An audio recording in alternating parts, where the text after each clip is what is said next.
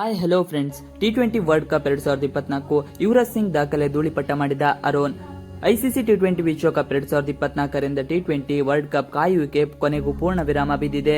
9ನೇ ಆವೃತ್ತಿಯ ಟಿ20 ವಿಶ್ವಕಪ್ ಅಮೆರಿಕ ಮತ್ತು ವೆಸ್ಟ್ ಇಂಡೀಸ್ ಜಂಟಿ ಸಹಭಾಗಿತ್ವದಲ್ಲಿ ಅದ್ದೂರಿಯಾಗಿ ಆರಂಭವಾಗಿದೆ. ಈ ಮೆಗಾ ಟೂರ್ನಿಯ ಉದ್ಘಾಟನಾ ಸಮಾರಂಭದಲ್ಲಿ ಇಂದು ಅಮೆರಿಕ ಮತ್ತು ಕೆನಡಾ ಸೆಣಸಾಡಿತ್ತು. ಮೊದಲ ಪಂದ್ಯವೇ ಸಾಕಷ್ಟು ರೋಚಕತೆಯಿಂದ ಕೂಡಿತ್ತು. ಅಂದುಕೊಂಡಷ್ಟು ಸುಲಭವಿಲ್ಲದ ಈ ಬಾರಿಯ ಟಿ20 ವಿಶ್ವಕಪ್ ಅನ್ನೋದ್ರಲ್ಲಿ ಎರಡೇ ಮಾತೇ ಇಲ್ಲ.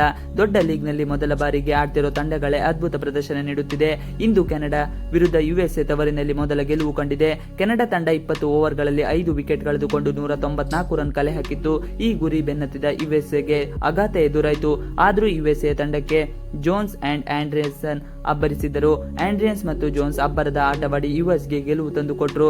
ಯುಎಸ್ಎ 17.4 ಓವರ್ಗಳಲ್ಲಿ 3 ವಿಕೆಟ್ ಕಳೆದುಕೊಂಡು ಗುರಿ ಮುಟ್ಟಿದ್ರು.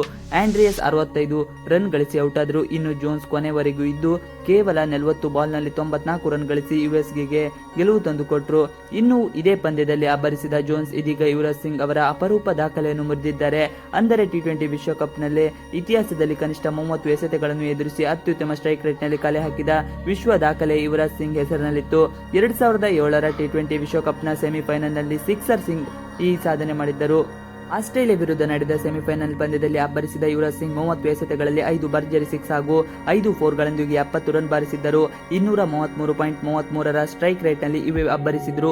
ಈ ಮೂಲಕ ಇವೆ ಅತ್ಯುತ್ತಮ ಸ್ಟ್ರೈಕ್ ರೇಟ್ ಬ್ಯಾಟ್ ಬೀಸಿದ ವಿಶೇಷ ದಾಖಲೆ ಬರೆದಿದ್ದರು. ಈ ದಾಖಲೆಯನ್ನು ಮುರಿಯುವಲ್ಲಿ ಆರೋನ್ ಜೋನ್ಸ್ ಯಶಸ್ವಿಯಾಗಿದ್ದಾರೆ.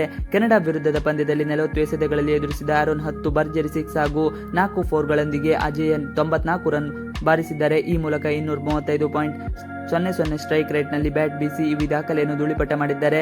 ಆರನ್ ಕೂಡ ಕ್ರಿಸ್ ಗೇಲ್ ಅವರನ್ನು ಸರಿಗಟ್ಟಿಸಿದರು. ವಾಸ್ತವವಾಗಿ ಕೆನಡಾ ವಿರುದ್ಧ ಈ ಪಂದ್ಯದಲ್ಲಿ ಜೋನ್ಸ್ 10 ಸಿಕ್ಸರ್ಗಳನ್ನು ಹೊಡೆದರು.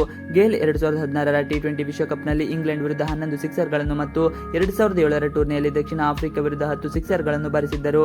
ಇವಿಷ್ಟು ಇವತ್ತಿನ video. Thanks for watching video.